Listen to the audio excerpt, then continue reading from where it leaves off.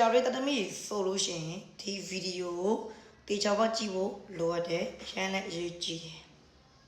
1988ခုနှစ်မှာကြာရိတသမီးတွေအသာစားမယ်အသာစားပြီဆိုတဲ့ဟောကန်ညံ့မယ်ကျမကြီးချူချမယ်လူမွေးညံ့မယ်ငွေကြေးညံ့မယ်စီးပွားရေးပိုင်းကြာဆင်းတတ်တယ်ကိုကဖျားတရားလုပ်တဲ့လူဖျားတရားမြဲတဲ့လူကိုကန်ကောင်းနေလို့ထင်ရဲ့လူတွေတောင်မှမကောင်းတဲ့ကံတွေရောလိုလိုနေကိုစီကိုဝင်လာတတ်တယ်ကိုတိုက်ခိုက်တတ်တယ်သူတစ်ပါးရဲ့ရန်လိုမှုမကြည်ဖြူမှုအဲ့ဒါတွေကိုခံရတတ်တယ်ပြောချင်တဲ့သဘောတဘာဝအသာစားပြီဆိုတဲ့ဟောဒီချင်းဒီကလာမှုမှာကံညံ့မယ်ကံဆိုးမယ်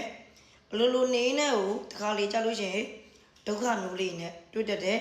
တောကလေးတွေများတတ်တယ်စိတ်နှောက်ယှက်လေးတွေမကြာခဏဆိုတလို့ဖြစ်တတ်တယ်ဒါကြောင့်မို့လို့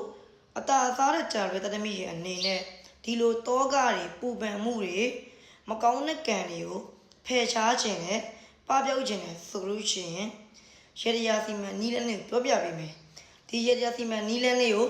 တေချာပေါက်လိုက်လို့ပေးဒါဆိုလို့ရှိရင်မကောင်းသောကံတွေကအရှင်းကြီးတော့မပြောက်သွားပေမဲ့90ရာခိုင်နှုန်းလောက်ထိကိုပပျောက်သွားမယ်ဒီလောက်ကြီးဖြစ်မှန်ဆိုရင်တော့မှဒီလောက်လေးပဲဖြစ်တော့မဲ့အနေအထားမျိုးဒီလောက်လေးပဲကြုံတွေ့ရမယ့်အနေအထားမျိုးလေးကိုအလောက်ထိကိုရေဒီယာအနေနဲ့ကြားဖြတ်ပြီးတော့လုပ်လို့ရမယ်ပြောချင်တဲ့သဘောတဘာဝမကောင်းတဲ့ကံတွေကိုရေဒီယာနဲ့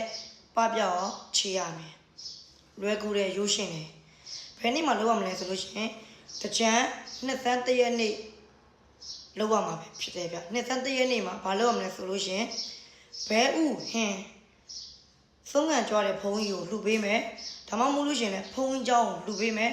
အိမ်မှာရှိတဲ့မြတ်စွာဘုရားရှင်ကိုရမကြီးကိုကက်လူပူတော့လှူဒန်းလို့ရတယ်ဘဲဥဟင်းကိုကြာပလေးနေတိုင်းမကြာခဏဆိုတဲ့လို့တစ်နှစ်တာကာလပတ်လုံး1988ကာလပတ်လုံးလှူဒန်းလို့ရတယ်ကြာပလေးနေတိုင်းလှူဒန်းပေးပြီးသွားလို့ရှိရင်တော်တော်ကြီးကန်ဆိုးနေတဲ့ကန်ညံ့နေပြီလို့ခံစားနေရတယ်ဆိုလို့ရှိရင်ဘဲဥတစ်လုံးမှာကိုယ့်ရဲ့နာမည်ကိုရေးမွေးတက်ခရစ်ကိုရေးနေနံရေးအမိုက်ပုံသွားထောင်းမှုလို့ရှင်လဲမိမိရဲ့အိမ်တော်ဘွေးကိုသွားငါရဲ့ကျမ်းမာရေးညံ့လူမွေးညံ့ငွေကြေးညံ့စီးပွားရေးညံ့မြင်ရတဲ့ပြောကတက်ခက်နောက်ရှက်မမြင်ရတဲ့ပြောကတက်ခက်နောက်ရှက်ဒီအားလုံးပပျောက်သွားပြီဆိုပြီးတော့အားနဲ့မန်နဲ့ပောက်ခွဲပြီးတော့လှစ်ပြရမှာပဲဖြစ်တယ်ဗျဒါဆိုလို့ရှိရင်အတားသားတဲ့ကြာတာတွေတရမီတွေအားလုံးကံသုံးမှုတွေပပျောက်ပြီးတော့ကံကောင်းမှုလေးတွေကိုယ်စီကိုဝင်လာမှာပဲဖြစ်ပါတယ်ဗျ